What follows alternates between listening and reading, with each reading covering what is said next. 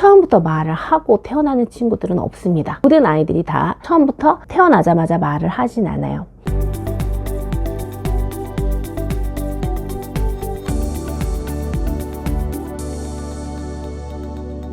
안녕하세요, 터치아입니다. 이 영상을 보고 계신 부모님들은 대부분 아이들이 언어 발달이 지연이 되어 있는 경우들일 거예요. 언어 발달에 대한 것들이 궁금증이 많으시고 어떻게 하면 아이가 언어 발달이 촉진될 수 있는지 늘 고민하고 계실 텐데요. 제가 언어는 이렇게 말씀드립니다. 첫 번째 언어는 뭐예요? 의사소통의 수단. 두 번째는 생각하기, 사고의 과정. 세 번째는 문제 해결의 도구. 라고 이런 얘기들을 말씀드리거든요. 언어는 또 무엇인가에 대해서 말씀을 드리는데요. 언어는 어떻게 보면 아이들한테는 안 해봤다가 하는 거, 많이 경험해 보지 않았지만 이제 서서히 새롭게 낯설게 해 나가는 것이라는 거예요. 처음부터 말을 하고 태어나는 친구들은 없습니다. 모든 아이들이 다 처음부터 태어나자마자 말을 하진 않아요. 점차 아이들이 말이라는 새로운 과정들을 해 나가게 되는데요. 자폐 성향이 있는 아이들 또는 발달이 지연되고 있는 아이들의 공통적인 특성이 뭐냐면 새로운 거에 대해서 흥미가 적고 낯선 거에 대해서 관심을 잘 두지 않는다는 거예요.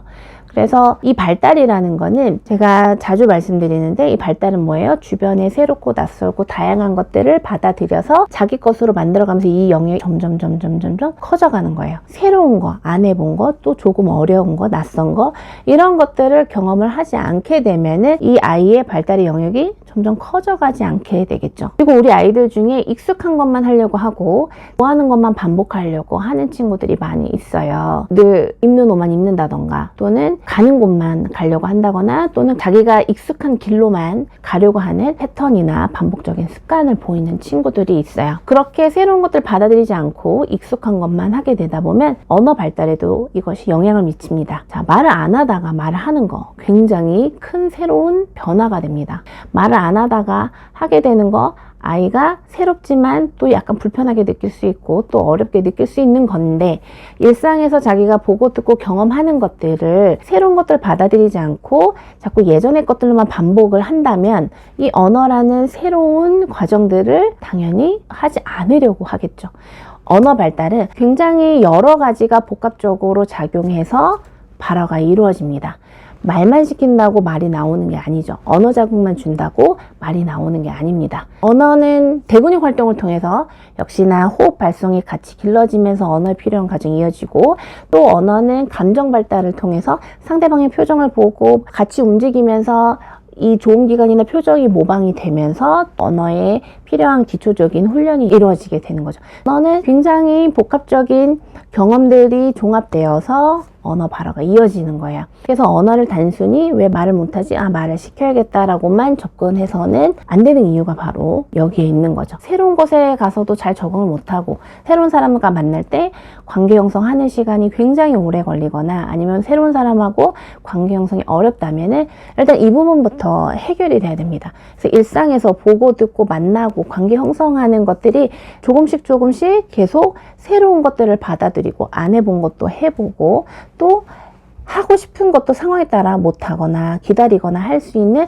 그런 새로운 상황을 계속 경험을 할 수 있어야 언어라는 새로운 이 능력들을 자기가 하려는 의욕이 생기고 내적 동기가 이제 생기게 됩니다. 아이들 중에 이런 친구들도 있어요.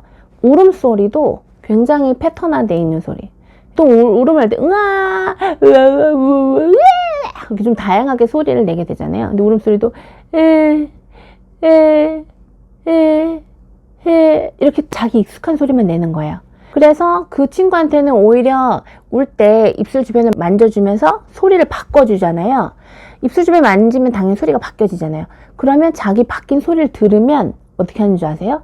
갑자기 소리를 안 내요. 울음소리도 안 내는 거예요. 그러니까 자기한테 익숙한 이 소리 내에서만 소리를 내고 그 새로운 소리가 났을 때는 거부하는 거예요. 저항하는 거예요.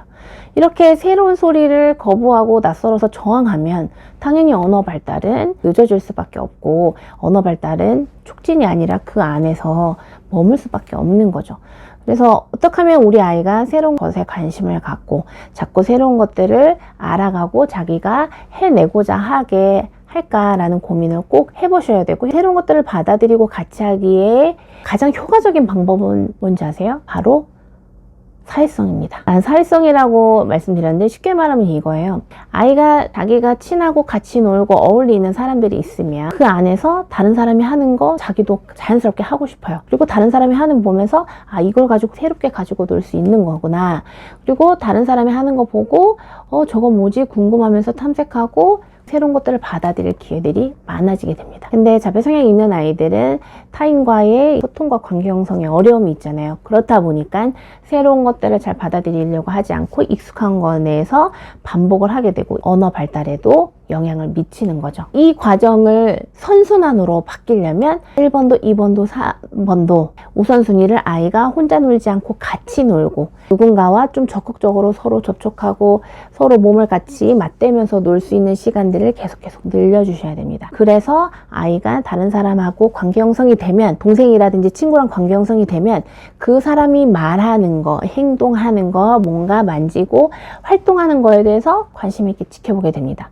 그래서 내가 일상에서 하고 있지 않았지만 나랑 관계 형성이 된 누군가가 하는 행동에 대해서 관심 갖게 되고 새로운 시도들과 경험들이 하나씩 늘게 돼요.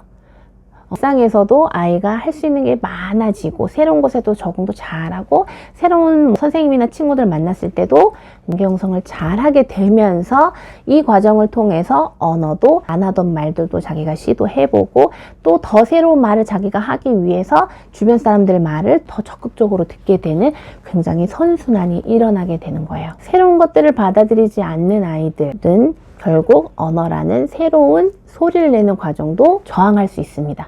이 내용을 꼭 숙지하셨으면 좋겠고요.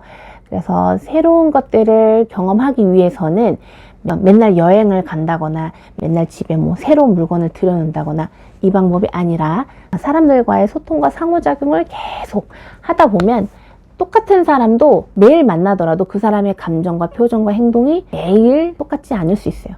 사람이 화가 날 수도 있고 어떤 때는 이 사람이 굉장히 기분이 좋을 수 있고 어떤 사람은 오늘은 나랑 잘 놀아줬는데 그 다음날은 조금 시큰둥할 수 있고 굉장히 새롭고 다양한 상황들이 사회적 관계를 통해서 벌어지게 되는 거예요. 자폐 성향이 있는 아이들이 사회성이 좋아지는 거 그걸 가장 어렵다고 느낄 수 있지만 이 부분이 중요하다고 생각하면서 충분히 이 부분이 가능한 방법으로 계속 해나가면 사회성이 좋아지고 자폐 성향이 소거되고 언어 발달이 촉진되는 굉장히 건강하고 반가운 선순환이 일어날 거예요.